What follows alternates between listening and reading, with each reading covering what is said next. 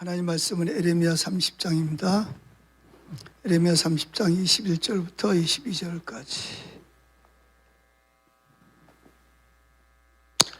에레미야 30장 21절부터 22절까지 다 같이 한번 읽습니다. 그 영도자들은 그들 중에서 나올 것이요 그 통치자도 그들 중에서 나오리라. 내가 그를 가까이 오게 하리니 그가 내게 가까이 오리라. 참으로 담대한 마음으로 내게 가까이 올 자가 누구냐? 여호와의 말씀이니라. 너희는 내 백성이 되었고 나는 너희들의 하나님이 되리라. 아멘. 오늘은 하나님을 만나는 즐거움이라는 주제로 좀 말씀을 나누려고 합니다.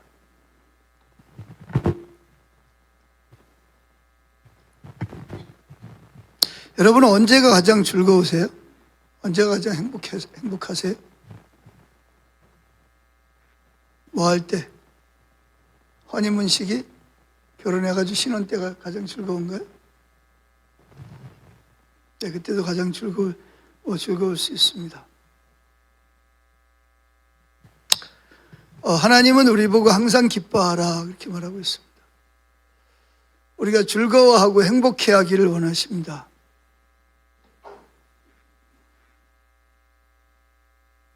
그래서 마음의 염려는 뼈를 상하게 한다 이렇게 말하고 있습니다. 근데 이게 우리 마음대로 되는 게 아니죠. 우리 마음대로 뭐 내가 즐겁게 살고 싶다, 행복하고 싶다 그래서 행복해지는 것도 아니고, 내가 염려를 하지 말아야지 그러면서도 계속 염려를 하게 되는. 그래서 염려를 하면 사실은 뼈가 상하죠. 뼈가 상할 정도면 다른 장기들도 많이 상할 수밖에 없는 결과를 가져오게 되겠습니다.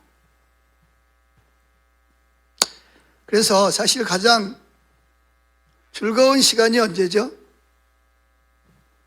찬송가 중에도 언제가 즐겁다 그랬어요? 내 기도하는 그 시간, 그때가 가장 즐겁다 그랬습니다. 여기서 왜 기도하는 시간이 즐겁다고 했을까요? 기도는 하나님과 만나는 시간이기 때문에 그렇습니다. 여러분, 실제로 기도하는 시간이 즐거우세요?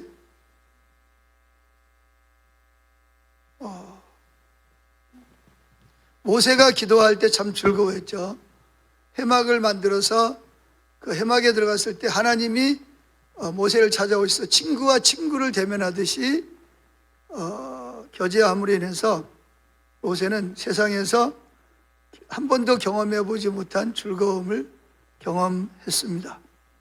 그래서 오늘 첫째로 말씀드리려고 하는 것은 하나님을 만나는 즐거움에 대해서 좀 나누려고 합니다.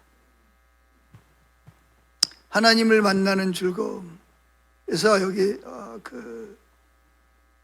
마이클이 쓴 책에 보면 그가 언제 가장 즐거웠을까, 가장 즐거웠는가를, 그리고 그 즐거움에 중독이 돼서 그 즐거움을 위해서 하나님의 비전을 이루려고 하는 내용을 좀 같이 간증식으로 되어 있는데 좀 길지만 한번 살펴볼래요. 요즘 띄워줄 수 있나요? 이 내용을 그냥 저 혼자 이야기하는 것보다 이쪽 맨 위에까지만 좀 띄워주시면 좋겠어요.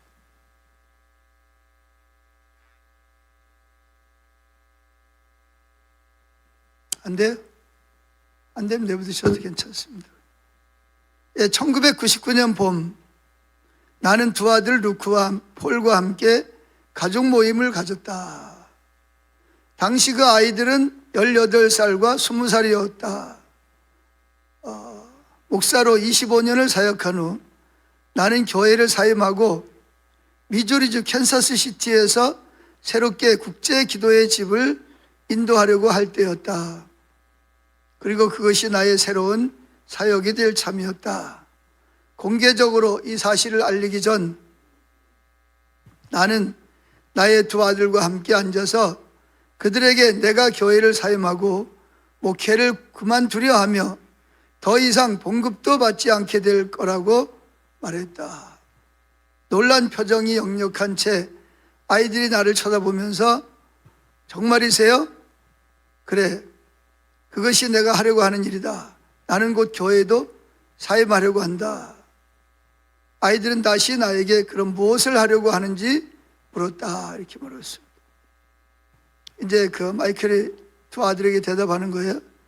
예배 인도자들, 중보 기도 사역자들과 조그마한 트레일러를 하나 빌려서 그곳에서 하루 몇 시간씩 예배하고 기도하려고 한다. 아들이 말했습니다. 아버지 멋지네요, 아버지. 그런데 제가 궁금한 것은 그것으로 생활을 어떻게 해 나가려고 하시는 거예요? 아버지가 답변을 합니다. 나는 이 작은 트레일러 아이디어가 커져서 나중에는 많은 사람들이 함께 동역하게 될 것이라고 확신을 주었다. 여전히 당황스러워하며 아이들이 내 얼굴을 쳐다보았는데 얼굴에는 이렇게 써 있었다. 좋아요. 단도직입적으로 말하죠. 월급도 못 받은 채 조그만 트레일러를 빌려서 기타 치는 사람들을 데려다 놓고 하루 종일 찬양하고 기도한다고요? 그래서 이제 아빠가 이렇게 대답합니다. 자, 너희들은 어떻게 생각하니? 아이들은 나를 무척 사랑했기 때문에 이렇게 말했다. 좋아요, 아버지. 무엇을 하시든지요. 한 녀석이 담대하게 나를 쳐다보며 물었다. 그런데 왜 그러시려는 거죠? 나는 대답했다. 나는 다가올 대추수를 위해 더 금식하고 더 기도하고 더 주님을 경배드리고 싶단다.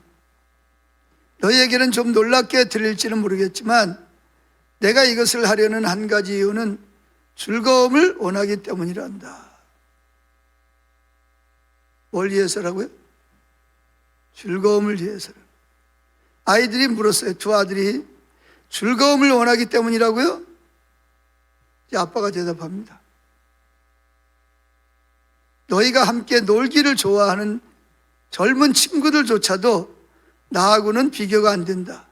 나에게 있는 즐거움에 대한 욕구는 젊은 친구들이 그것보다 훨씬 더 크단다. 나는 하나님의 임재를 더 느끼기를 갈망하는데 아주 중독이 되어버렸다.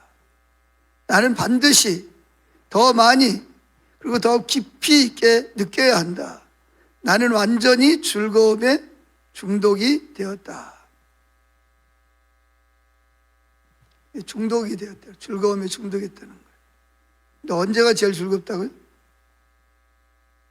예배하고 하나님 찬양할 때 하나님이 오셔서, 저 화면이 좀 이상해지네요. 하나님이 오셔서 임재하셔서 할 때 가장 즐겁다는 거예요.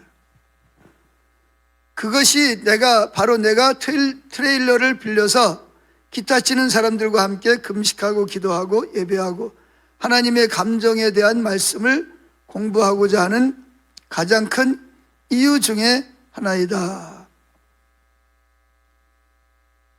내 아이들은 당시에 그것을 제대로 이해했는지 모르지만 나는 분명히 이해했다.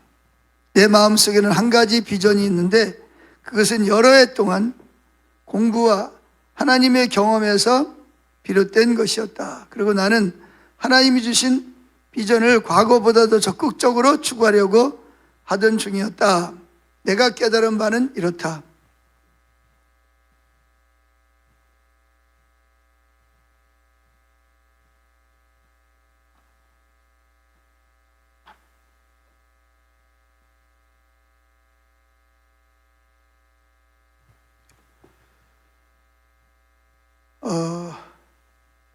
하나님과의 친밀함의 시작은 중요한 이야기입니다. 이게 핵심이에요.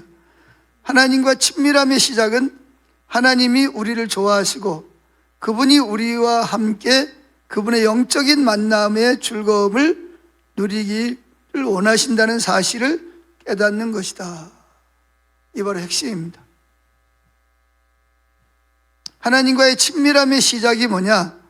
그것은 하나님이 예수 믿는 나를 좋아하시고 그분이 나와 함께 그분과의 영적인 만남의 즐거움을 누리기를 원하신다는 사실을 아는 것, 깨닫는 것이다.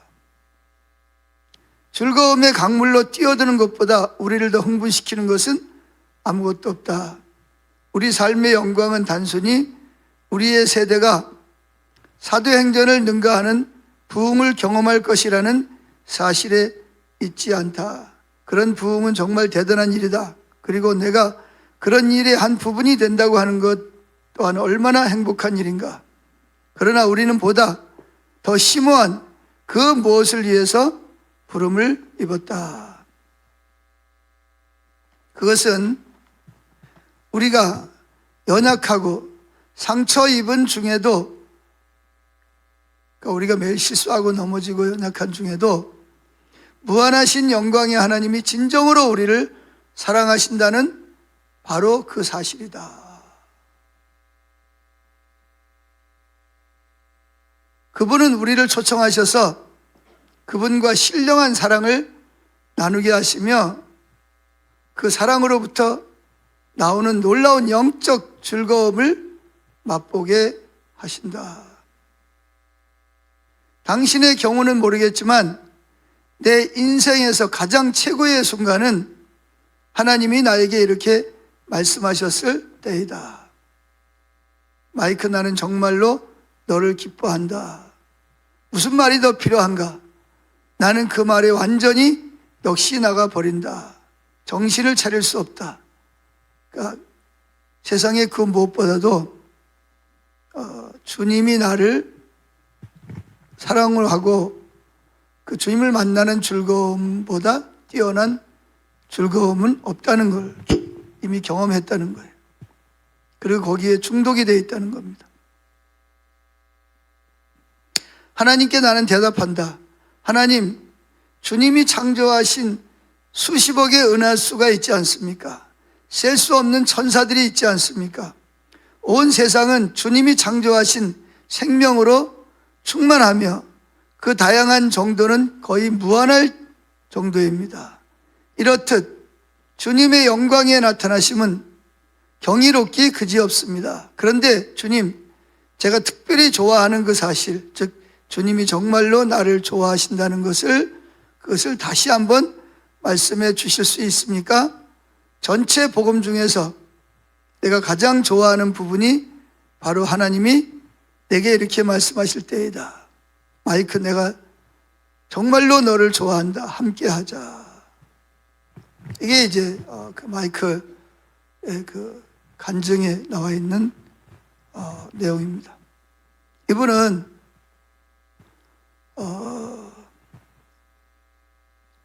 미국에서 꽤 큰 교회를 25년 동안 목회하다가 하나님께서 그에게 그런 그 비전을 주셔서 오래도록 그 비전을 준비하셨다고 하죠.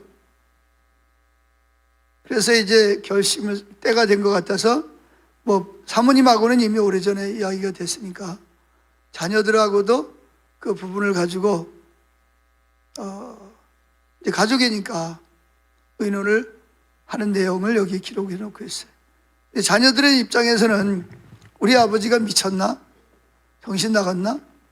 아니, 왜 그 미국에서도 큰 교회를 하시고 우리도 그 아버지 덕분에 뭐예요? 학교도 잘 다니고 그래도 안정된 생활을 하고 있는데 아버지가 갑자기 그걸 포기하고 월급도 못 받는 트레일러를 빌려가지고 뭐 한다고요? 기타 치고 금식하고 예배한다고 그러니까, 그리고 자기는 이제 월급도 못 받을 거다. 그러니까 이제 자녀들 입장에서는 너무 황당한 거예요. 근데 이제 자녀 중에서 한 사람이 궁금한 걸 묻죠. 도대체 아버지 왜 그러려고 그러냐? 그러는 이유가 있을 거 아니냐? 그랬더니 아버지가 뭐라고 대답하는 거죠? 그 이유는 즐거움 때문이라는 거예요. 즐거움.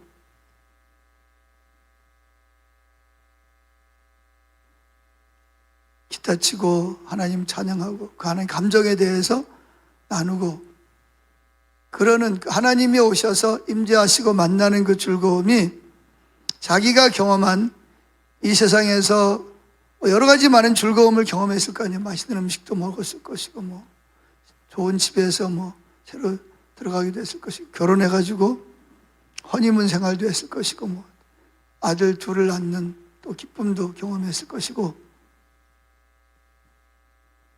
많은 즐거움을 경험했는데,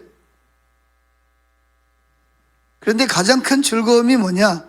하나님이 우리를 초청하셔서 하나님과 신령한 사랑을 나누게 하시고 그 사랑으로부터 흘러나오는 놀라운 영적 즐거움을 맛보게 하신다는 거죠. 그리고 마이클은 이미 거기에 중독이 되어 있다는 거예요. 그러니까 일반 목회를 하면서 그런 걸 해가지고는 도저히 내가 그 하나님이 원하시는 그 하나님이 주신 비전을 이룰 수 없을 뿐만 아니라 그걸 가지고는 자기가 이렇게 누려야 되는 그 하나님과의 만남을 통해서 누리는 그 즐거움을 지금보다 훨씬 더 많이 누리기 위해서 그 일을 감당하기 위해서 교회를 사임하려고 한다 하는 그런 그 내용입니다. 여러분 중에도 아마 그런 분들이 있을 거예요.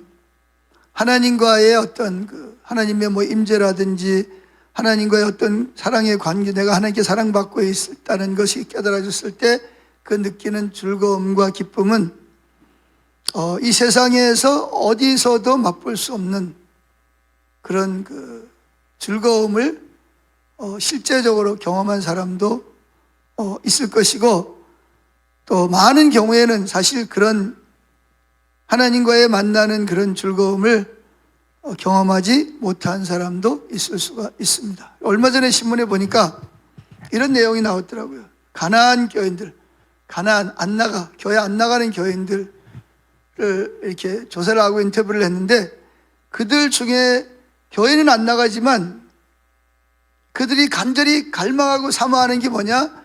영적인 하나님과의 만남은 거의 100%가 다 갈망하는 거예요. 그러니까 교회는 내가 원하지 않는 일들이 너무 많아서, 또 코로나19 때문에 교회 안 나가다 보면 교회 안 나가게 됐지만, 그럼에도 불구하고 자기는 하나님을 인격적으로 만나는 그런 경험을 꼭 하고 싶다라는 사람들이 거의 대부분이었다는 것이죠. 여기서 이제 중요한 것은 뭐냐면, 내가 연약하고 실수하고 넘어지고 실패하는 가운데서도 내가 하나님께 사랑받고 있다는 것을 깨닫는 것이죠. 그래서 내가 누군가로부터 정말 죽도록 나를 사랑하는 사람이 있다는 그걸 느끼고 여러분들이 살아간다면 그건 경이로운 일이고요. 그런 그 확신을 가지고 살아갈 때 그것이야말로 뭐예요? 우리가 느낄 수 있는 가장 큰 하나님과의 관계에서 즐거움일 것입니다. 그래서 우리가 이렇게 하나님을 만나는 즐거움을 경험한 사람은 자신도 모르게 거기에 뭐예요? 그 하나님과의 그 친밀한 관계를 찾아 헤맬 수밖에 없게 되는 거예요. 왜냐하면 다른 무엇으로도 그 하나님을 만나는 친밀한 관계를 통한 즐거움을 뭐 할 수 없으니까 어디서도 경험할 수가 없기 때문에 그런 거예요. 그래서 단순한 기도, 단순한 찬양이 아니라 그분이 거기에 모세를 만나러 오신 하나님처럼 하나님과 영적으로 만나고 그 하나님께서 나를 그렇게 사랑하신다는 것, 나를 좋아하신다는 것, 그것을 우리가 알면 여러분의 마음 밖에서 어떤 일이 벌어질지라도 여러분은 하루하루가 끝없는 즐거움과 경이로움으로 가득 찰 것입니다. 그게 뭐냐 하면 천국이 아직 완성되지 않았지만 교회를 통해서 하나님의 나라를 경험할 수 있는 것입니다. 하나님 나라의 핵심이 뭐죠? 즐거움입니다. 즐거움, 행복, 기쁨. 그 어디서도 맛보지 못한 즐거움과 행복, 그 희열.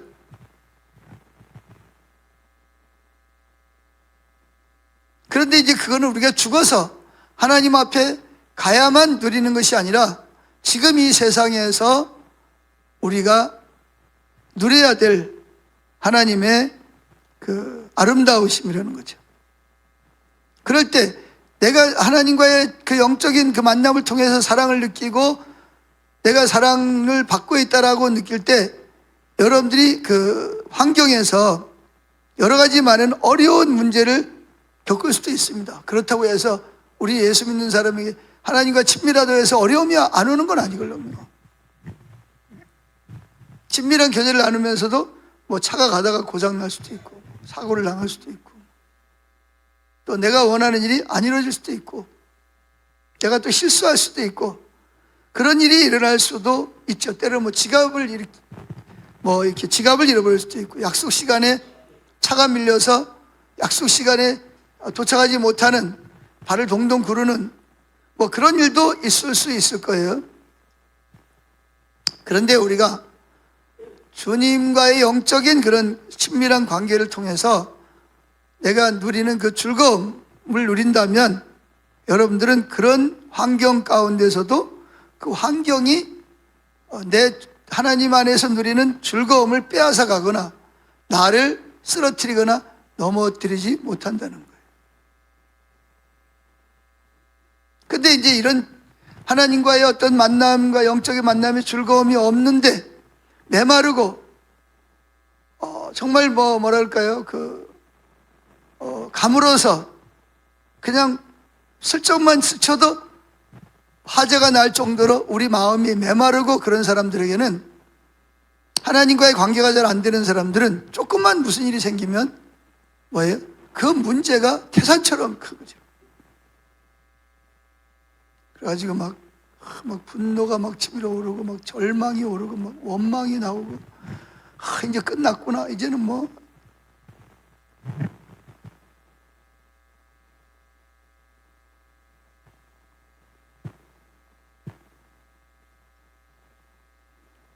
그러나 이렇게 하나님과의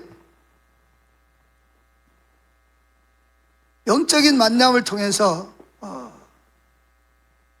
사랑을 느끼는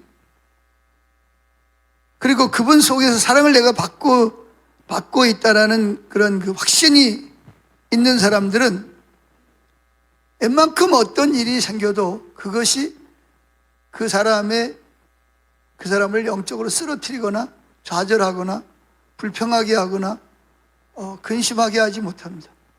근데 우리가 대부분이 그렇게 쉽게 시험에 넘어지고 쓰러지고 절망하는 이유는 뭐냐? 그 하나님의 사랑, 하나님과의 만남을 통한 그 즐거움, 그 기쁨을 누리지 못하기 때문에 마음이 메말라 있어요. 호수가 빼쩍 말라가지고 이렇게 막 쫙쫙 갈라진 것처럼. 그럴 때 누가 말 한마디만 하더라도 막 튀어버리고 이거 이제 끝났구나 막 절망하게 되고 신앙에서 쉽게 이탈하게 되는 그런 일들이 생겨나게 되는 것을 볼 수가 있습니다. 왜 그러냐면 하나님께서 우리 마음속에 우리 인간을 디자인할 때 설계할 때 우리 마음속에 하나님의 사랑을 받고자 하는 깊은 갈망을 심어 놓았어요. 우리는 하나님의 형상대로 하나님의 영으로 창조됐기 때문에 우리 마음속에는 하나님으로부터 사랑받고자 하는 갈망이 있도록 창조되었다는 거예요. 그래서 우리의 DNA에 이르기까지 우리는 다른 사람에 의해서뿐만 아니라 하나님 그분을 의해서 사랑받는 영적인 즐거움 안에서 살도록 설계되었다는 거예요. 당연히 하나님으로부터 사랑받고 사람에게도 사랑받고자 하는 그런 그 갈망을 누리도록 그 갈망을 가지고 살도록 우리는 설계되었다는 거예요. 근데 여기서 이제 중요한 것은 우리는 지금 하나님이 여러분을 사랑한다는 사실을 머리로 깨닫고 있는 것을 말하는 게 아니고, 모든 사람은 그 사실을 알고, 하나님이 세상을 이처럼 사랑하사 독생자를 주셨으니 이는 저를 믿는 자마다 멸망치 않게. 아가서에도 뭐 하나님 우리 신랑이라고 그러고 나를 사랑한다는 거 다 이론적으로 알죠. 그러니까 그런 어떤 이론적인 어떤 사랑이나 그렇다고 동의하는 말하는 것이 아니라, 그러다 보니까 많은 사람들이 오래도록 신앙생활을 하지만 하나님의 사랑의 영향이 우리 마음에 얼마나 큰 즐거움을, 하나님 만나는 즐거움이 얼마나 우리에게 엄청난 영향을 끼치는지에 대해서 잘 몰랐어요. 그래서 하나님의 사랑을 이렇게 뭐 알고 느낀다, 이거는 뭐 그냥 내가 그냥 겸손하게, 내가 사랑받을 수 없는데 사랑받았고 용서받을 수 없는데 용서받았다, 어떤 연민으로 가득 찬 것으로 축소를 시켜버렸어요. 그러나 하나님의 사랑은 용수순 치는 에너지와 격한 감정으로 가득 차 있는 거예요.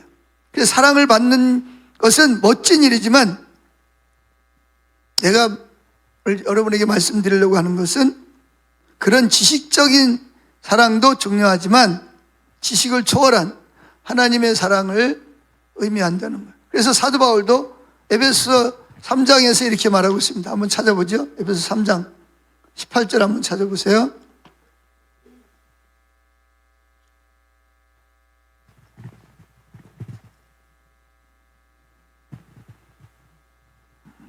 자, 17절부터 읽어보겠습니다. 시작. 믿음으로 말미암아 그리스도께서 너희 마음에 계시게 하시었고 너희가 사랑 가운데서 뿌리가 박히고 터가 어디 가운데서? 누구의 사랑을 말하고, 여기서는 하나님이 나를 향한 사랑 가운데서 뿌리가 박히고 터가 굳어졌어. 18절.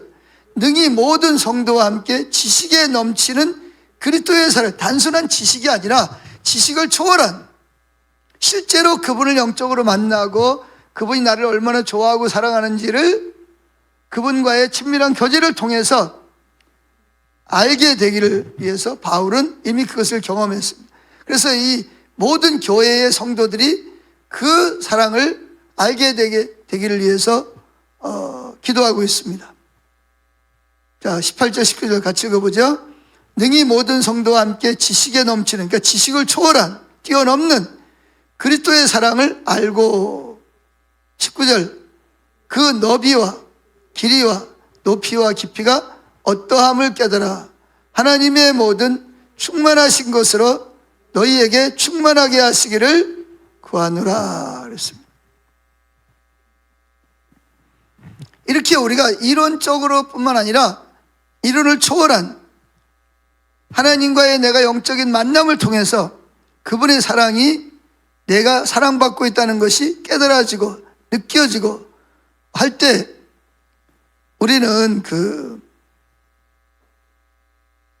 세상이 줄 수 없는 안식을 누리게 되고, 우리 마음이 그 어떤 그 환난이나 핍박이나 다른 사람들이 나를 향한 어떤 뭐 비웃음이나 조롱이나 핍박보다도 그것들이 우리 마음을, 즐거움을 빼앗아갈 수 없도록 우리를 지켜주는 중요한 그 하나님의 능력이 된다는 거예요. 그래서 여러분들이 가정생활을 한, 내가 이제 교회에서는 목사지만 집에 가면 아내의 남편이잖아요. 자녀들이 아빠란 말이에요. 근데 내가 교회에서 목회를 할 때도 마찬가지고 집에 가서 가장 역할을 할 때도 내가 즐거움으로 목회를 하고 즐거움으로 가장 역할을 할 때 가정이 평안하고 교회가 은혜롭겠어요? 아니면 하나님의 사랑을 모르고 메마른 채로 목회를 하고 집에 가서 가장 역할을 하는 것이 더 가정이 화목하고 좋겠어요? 어떤 게 더 좋겠어요? 여러분들이 회사에 가서 일을 할 때도 막 기쁨이 넘쳐서 내가 사랑받고 있구나, 하나님의 막 임재가 막 느껴지고, 하나님이 영적으로 막 만남과 그 즐거움을 통해서 막 룰루랄랄 하면서 막 일을 하고 맡겨진 일을 할 때가 능률이 오르고 하는 일이 잘 되겠어요? 아니면 메말라, 난 사랑받아야 되는데 사랑도 못 받는다고 느껴지고 하나님도 나를 별로 안 좋아하는 것 같고 정죄감을 가지고 그냥 하기 싫어도 해야 되니까 그냥 억지로 하는 것이 능률이 오르겠어요? 뭐 물어보나 마나지, 그죠? 즐겁고 기쁜 마음을 가지고 있으면 회사에 가서 일을 할 때도 즐겁고 능률도 올라. 교회 생활 예배 드릴 때도 마찬가지고 가정에 가서도 부부지간에 대화할 때도 마찬가지고 자녀들과 대화를 할 때도 뭐예요? 뭐 자녀들이 좀 잘못해도 뭐 그럴 수 있지 뭐. 마음이 즐거울 때는 마음이 넓어져서 어떤 상대방이 좀 이렇게 뭐 떼를 쓰거나 상대방이 말도 안 되는 이야기를 하고 나를 막 푸시하고 그럴지라도 그냥 다 받아들이게 되죠. 스펀지처럼. 근데 스펀지도 없는데 떨어지면 어떻게 돼요? 스펀지가 있는데 떨어지면 떨어져도 쿠션이 있어가지고 별로 충격이 없어요. 근데 스펀지도 없는데 맨 땅에 뚝 떨어지면 어떻게 돼요? 머리 깨지고 팔 부러지고 난리 나는 거예요. 똑같은 거예요.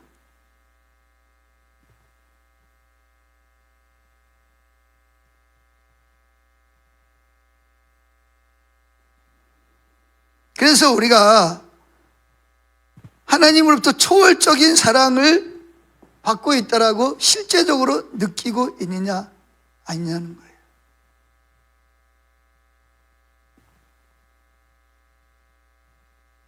대부분의 신자들은 하나님이 우리에 대한 놀랍고 아낌없는 사랑으로부터 많은 사람들이 너무나 동떨어져서 살아가고 있습니다.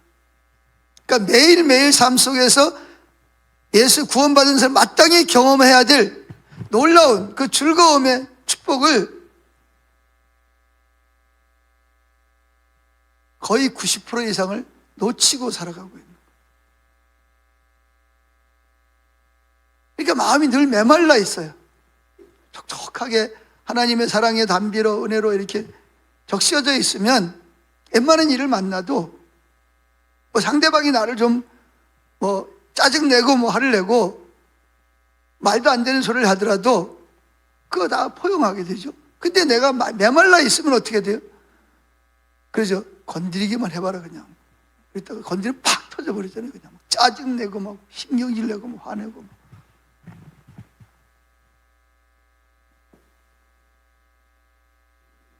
제가 그래서 낮에도 이부 예배 시간에도 설교 시간도 이야기했지만 많은 분들이 나하고 정치적 성향이 다르면 그 사람은 뭐예요? 나하고 원수가 되는 거야. 심지어 가족이라도. 왜 그러죠? 내 마음이 지금 너무 메말라 있어요. 그 뭐 정치적으로 뭐 야당이 될 수도 있고 여당이 될 수도 있잖아요. 그죠? 그렇다고 해서 그게 원수는 아니잖아요. 근데 내가 원하는 것을 지지해 주지 않으면 그 사람이 목사든 누구든 상관없이 막 뭐예요? 뭐 화가 나고 막 짜증이 나고 막 그러는 거예요. 그게 왜 그러죠? 본인은 그게 옳다라고 생각할지 모르지만 마음이 그만큼 메말라 있다는 거예요. 하나님의 사랑이 안 느껴지는 거야. 한마디로 말해요. 그건 뭐 꼭 정치적인 뿐만 아니라 모든 일이 다 마찬가지입니다.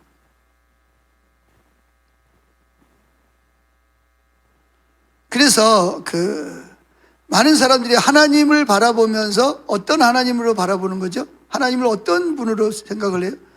마치 내 고용주, 우리 회사에 좀 아주 까칠한 그런 사장님이나 아니면 위에 있는 상사나 또는 뭐 판사나 교통경찰, 검사, 뭐 내가 이렇게 잘못하면 바로 뭐야, 뭐 이렇게 지적하고 야단치고 막 그러는 하나님으로 여기는 경우가 많습니다. 성경에 보면 그런 사람들은 하나님이 나를 향한 열정과 사랑, 즐거움을 거의 느끼지 못하고 살아가는 거예요. 그러니까 예배 시간도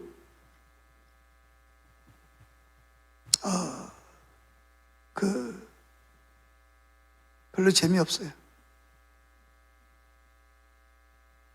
찬양 불러도 재미도 없고 설교 들어도 별로 재미없고 그냥 그런가 보다. 뭐 그래야지 맞는 소리 안 해 뭐. 이 정도지. 이게 마음이 뭐냐면 옥토가 되질 않는 거예요. 그러나 즐거움의 마음이 있으면 설사 정말 그 연약한 사람이 하나님 말씀을 전해도 그것이 아멘이 되어지고 아멘, 아멘 이렇게 되는 거예요. 근데 마음이 메말라 있어요. 왜? 내가 하나님께 사랑받고 있다. 하나님 늘 나한테 화가 나 있고 나를 정죄한다고 생각하고 머리로는 사랑한다고 말하고 있지만 실제로 내가 사랑받고 있다고 느끼지 못하기 때문에 마음이 늘 메말라 있어요.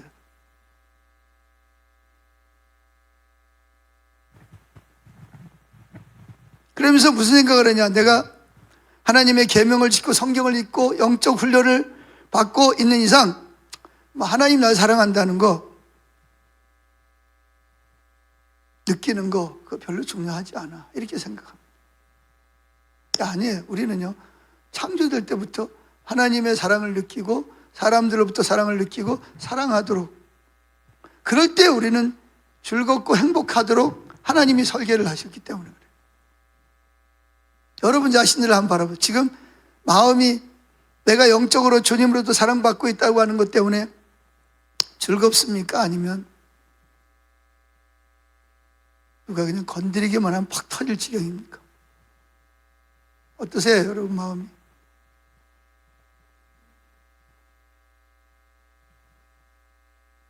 그 왜 그러냐면 하나님이 나를 별로 뭐한다? 나를 사랑한다는 것이 머리로는 알겠는데 그 사랑이 내가 느껴지질 않는 거예요. 왜 느껴지질 않냐? 왜 그렇게 생각해? 내가 하나님 말씀대로 못 살고 있다고요. 더 봉사하고 더 헌금하고 더 헌신해야 되는데 그런 걸 안 하기 때문에 하나님은 나를 별로 안 좋아한다고 생각해요. 별로 안 사랑한다고 생각하는 거예요. 내가 사랑받으려면 지금보다 더 많이 기도하고 더 많이 예배하고 더 많이 봉사하고 헌금하고 더 많이 하면 하나님 나를 사랑하지만 지금 이 상태에서는 나는 별로 사랑받지 못하는 존재라는 사탄의 거짓말이 여러분의 머릿속을 가득 채우고 있기 때문에 그렇습니다.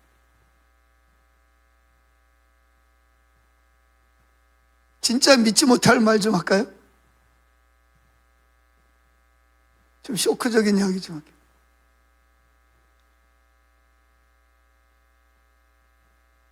하나님은 여러분들이 뭘 한다고 해서 하나님 여러분을 사랑합니까? 안 사랑합니까? 예? 뭔가 열심히 하고 막 말씀대로 살면 사랑해요? 그러면 잘 안 믿어지지만 로마서 5장에 보면 하나님이 여러분을 언제부터 사랑했다고요? 연약할 때부터. 하나님 누군지도 모르고. 그리고 심지어는 뭐라고요? 죄인 되었을 때. 여러분을 사랑하신 증거가 뭐라고요? 자신을 십자가에 못 박아 주었다라고 말합니다. 그리고 언제도 사랑하신다고요? 원수 노릇할 때도 여러분을 사랑했다. 이게 진리예요. 근데 이거를 실제로 느끼질 않아요. 그냥 머리로만 알지. 그럼 지금 여러분들이 예수 믿고 예배드리고 헌신하는데 하나님이 여러분 사랑하겠어요? 안 사랑하겠어요? 예? 그럼 사랑하면 사랑을 느껴야 돼요? 안 느껴야 돼요? 느끼면 즐거워야 돼요? 안 즐거워야 돼요? 즐거워야 되잖아, 그죠? 그래서 여러분이 즐거우냐는 거예요, 지금 마음이.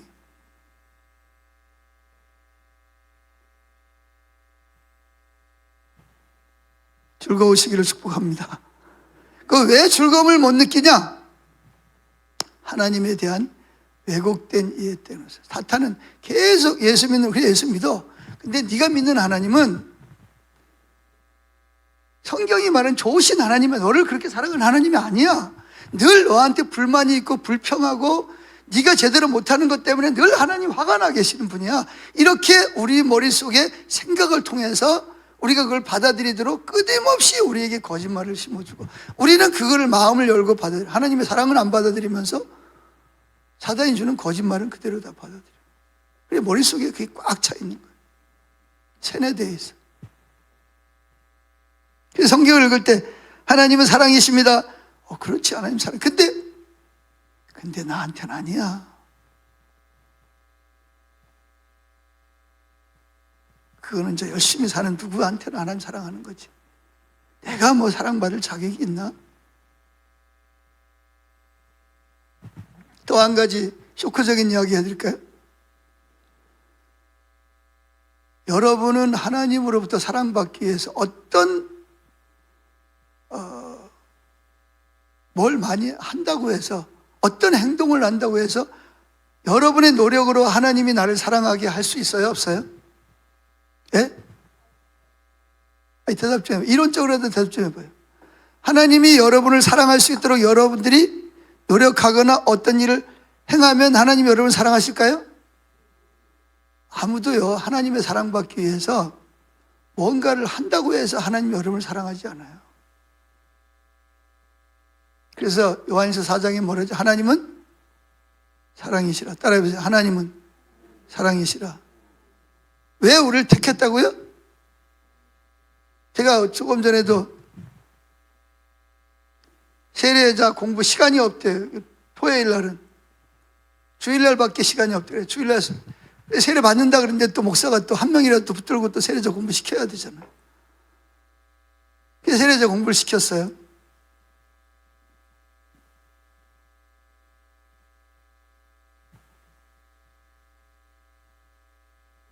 근데 내가 세례 공부를 시키면서 놀라는 것은 모태신앙들도 너무나 하나님에 대한 왜곡된 이해를 가지고 있는 거예요. 모태신앙을 가진 엄마 아빠들이.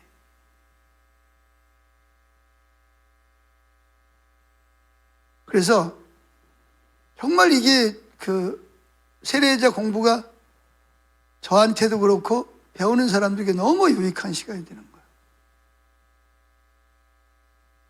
왜냐하면 어떤 지식을 가르치는 게 아니고 말씀에 대한 하나님의 마음, 하나님의 어떤 분이신지, 하나님과 우리와의 관계, 그런 것들을 이제 집중해서 설명을 하다 보니까 그게 너무 유익한 시간이 되는 거예요. 감사하고. 그래서 많은 사람들은 하나님을 나이가 많은 하나님, 올드맨, 나이가 너무 많아가지고 힘이 없어가지고 천국에서 슬리퍼나 신고 질질 끌고 할 일이 없어가지고 왔다 갔다 하는 하나님으로 생각해요. 여러분, 하나님은요, 나이가 없어요. 영맨, 가장 젊은 분이십니다. 가장 활발하고 뛰어나신 분이십니다. 그래서 찬송 중에도 있잖아요. 모든 이름 위에 뭐하신? 가장 뛰어나신 분. 누구하고도 비교할 수 없을 만큼 젊고 아름답고 존귀하신 분이라는 거예요. 그분은 나이가 없어요. 그분은 우주에 있는 모든 즐거움의 행복의 근원입니다. 그분을 떠나서는 즐거움도 없고 행복도 없어요. 그분은 즐거움의 근원이고 행복의 근원이에요. 아멘?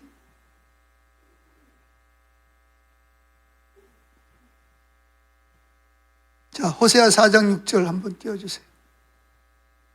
자, 읽어봅니다. 내 백성이 지식이 없으므로 망하는도다.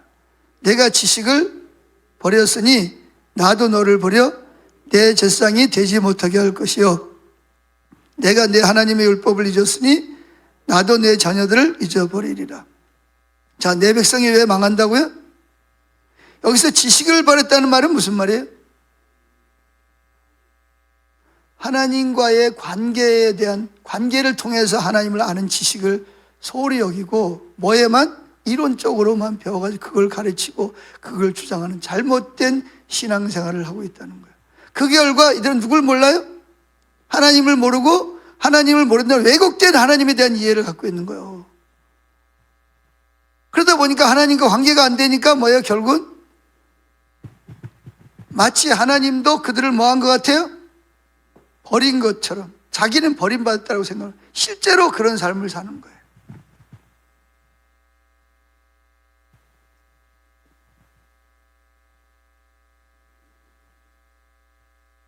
그래서 비록 많은 사람들이 기도와 예배 시간에 지루해야 합니다. 또 성령님이 임재 안에 거하시는 사는 것은 결코 희생이 아니죠. 대부분의 신자들은 하나님께 기도하고 예배드리는 걸 뭐라 그러죠? 내가 하나님을 위해서 하는 희생이라고 생각해요. 내가 하나님을 위해서 뭔가 해주는, 하나님은 우리와 하나님을 만나는 걸 기쁨을, 즐거움을 주기 위해서 우리를 초청하시고 영적으로 만나기를 원하시는데, 우리는 내가 뭔가 하나님을 위해서 해주는 그런 정도로 예배와 기도를 생각하고 있다는 거죠.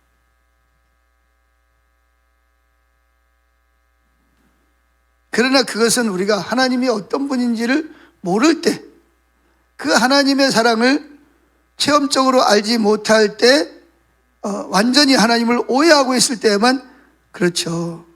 만약 우리가 그 하나님의 마음을 들여다본다면 우리는 하나님의 감정이 어떠한, 우리가 그분에게 어떻게 존귀하고 아름다운 존재인지를 하나님의 마음에서 읽을 수가 있을 것입니다. 그 결과 우리는 뭐예요? 생각과 마음을 뒤집어 놓기에 충분합니다.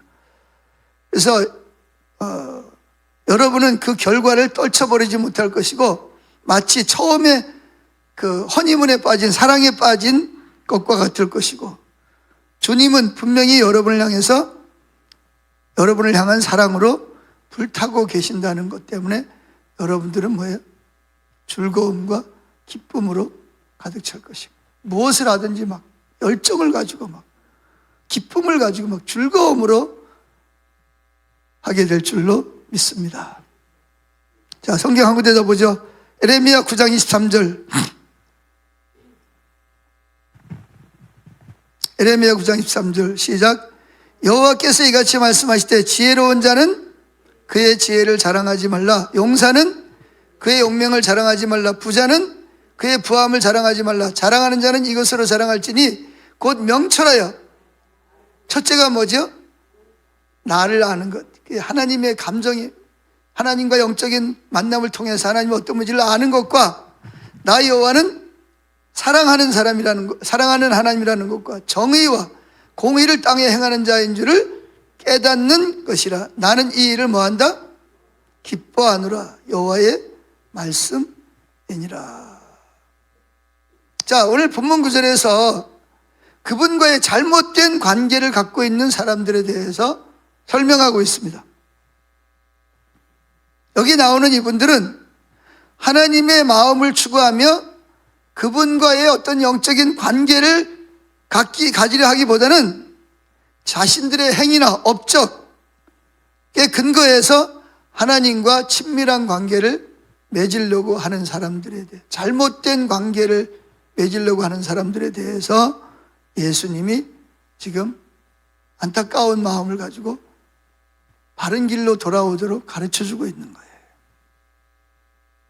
여기 지혜로운 사람은 누구죠? 과학자, 위대한 발명가, 성경에 대한 해박한 지식을 갖고 있는 신학자일지도 모르겠어요. 그런 사람들에게 권고하시기를, 내가 내 마음이 어떤지를 아는 것 속에서 자부심을 가지고 자신감을 가지라고 하는. 두 번째는 뭐죠?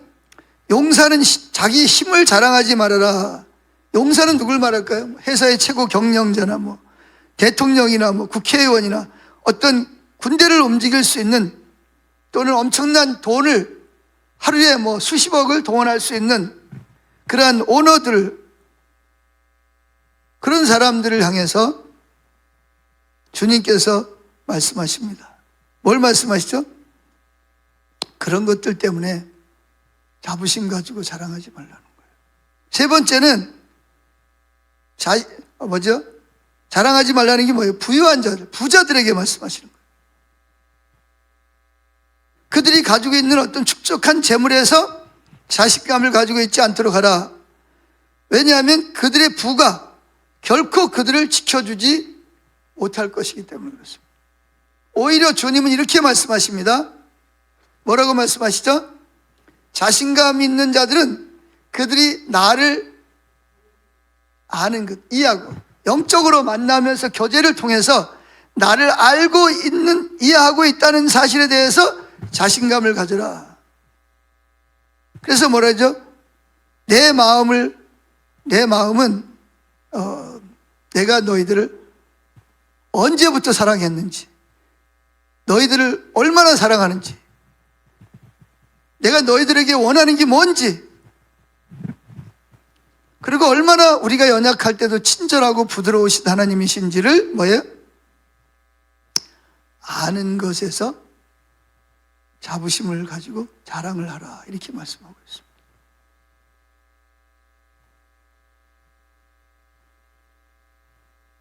우리는 물론 이제 영적으로 어려서 자라가야 되는 과정 속에 있지만, 아까 말한 대로 하나님의 영적인 만남과 교제를 통해서 알아가는 데서 성장하지 않고 그냥 다른 어떤 공로나 지식을 통해서 성숙해지려고 하면, 신앙생활을 오래 하면 오래 할수록 하나님의 마음에서부터 멀리 떠나갈 수밖에 없는 거예요. 왜냐하면 자기가 어떤 노력한 거, 뭐 돈이라든지 뭐 명예라든지 뭐 어떤 자기의라든지 그런 걸 가지고 하나님하고 친밀한 교제를 나누려고 하면 친밀한 교제가 돼야 안 돼요?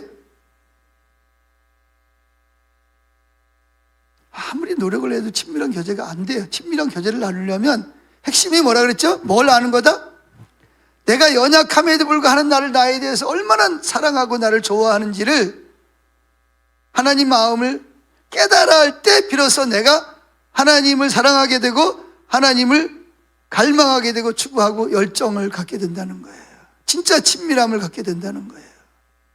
아멘? 잘 따라오고 계시죠?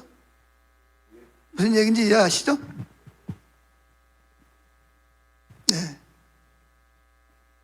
그래서 성경의 인물 중에서 인간적으로 너무나 연약했지만 하나님의 감정에 대해서 가장 뛰어난 사람이 누구죠? 다윗이잖아요. 그래서 하나님 다윗을 보면서 뭐라 그래요? 내 마음에 합한 사람이다. 내가 그를 뭐예요? 통해서 내 뜻을 다 이루리라. 근데 여러분, 성경을 읽으면 알겠지만 성경에 나오는 사람 중에서 다윗처럼 연약한 사람이 없어요. 쉽게 말하면 별 볼 일 없는 사람이라는 거예요. 가정에서도, 오늘날로 말하면 교회에서도. 그런데 누구에게는 하나님과는 친밀한, 그 제사장과는 비교할 수 없을 만큼, 부모님들과는 비교할 수 없을 만큼 하나님과 친밀한 교제를 나눴던 인물이 누구냐 하면 다윗입니다. 다윗은 많은 시간을 하나님의 감정에 대해서 묵상하고 말씀을 읽으면서 그분의 마음을 들여다보려고 그랬고, 그분이 나에 대해서 어떤 감정을 가지고 있는지를 알기 위해서 열심히 공부하는 학생이었습니다. 그래서 그가 여기 나오는 것처럼 무슨 힘으로, 물질로, 어떤 지식으로, 그런 것으로 하나님과의 관계를 맺으려고 한 것이 아니라 하나님의 그분의 마음을, 그분의 인격을, 그분의 사랑을 더 알기를 갈망하고 그분을 추구함으로 인해서 다윗은 하나님이 나에 대해서 얼마나 자비롭고 나를 얼마나 좋아하고 나를 얼마나 사랑하시는지를 실제적으로 영적으로 만나고 교제하고 느낀 뛰어난 사람이었습니다. 그래서 다윗은 하나님의 자비와 그분의 사랑에 자신의 자신감을 두지 않았기 때문에 그 자신의 삶이 힘들고 어려울 때도 그런 마음이 식어지지 않았어요. 늘 그 주님의 사랑의 마음을 생각하고 나는 여전히 주님으로부터 사랑받는 자고 그분은 내 아빠 아버지시고 나의 신랑이시라는 그런 그 확신을 가지고 살아갔기 때문에 그런 거예요.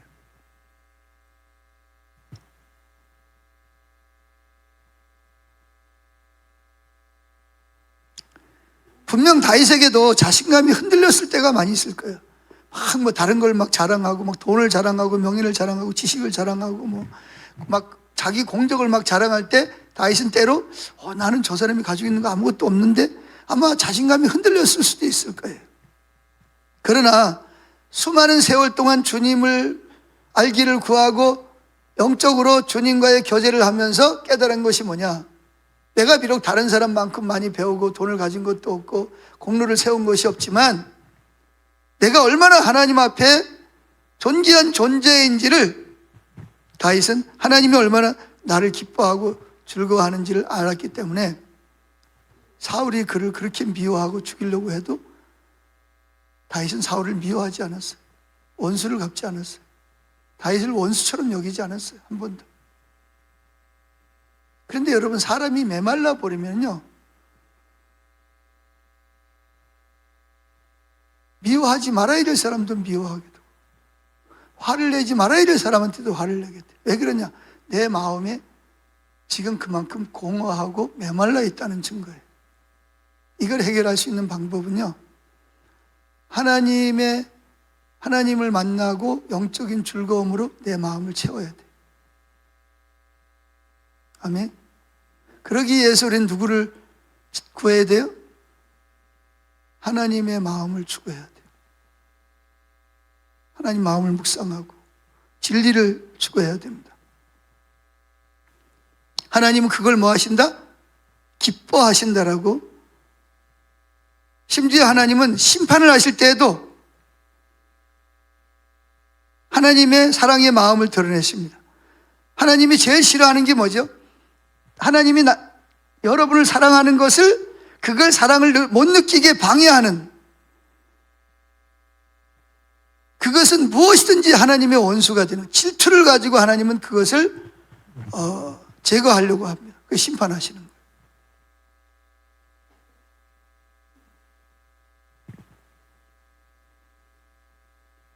그래서 하나님은 우리를 계속해서 죄를 용서해 하기만 하는 게 아니라 더 이상 우리가 뭐예요? 그런 죄를 짓지 않도록 하나님의 사랑을 느끼고 하나님과 영적으로 만나고 친밀한 교제를 통해서 그 죄의 습성과 중독을 끊고 하나님과의 사랑의 관계로 돌아오도록 성령님을 통해서 역사하시고 그런 계획을 가지고 계시는 분이신 줄로 믿습니다. 아멘.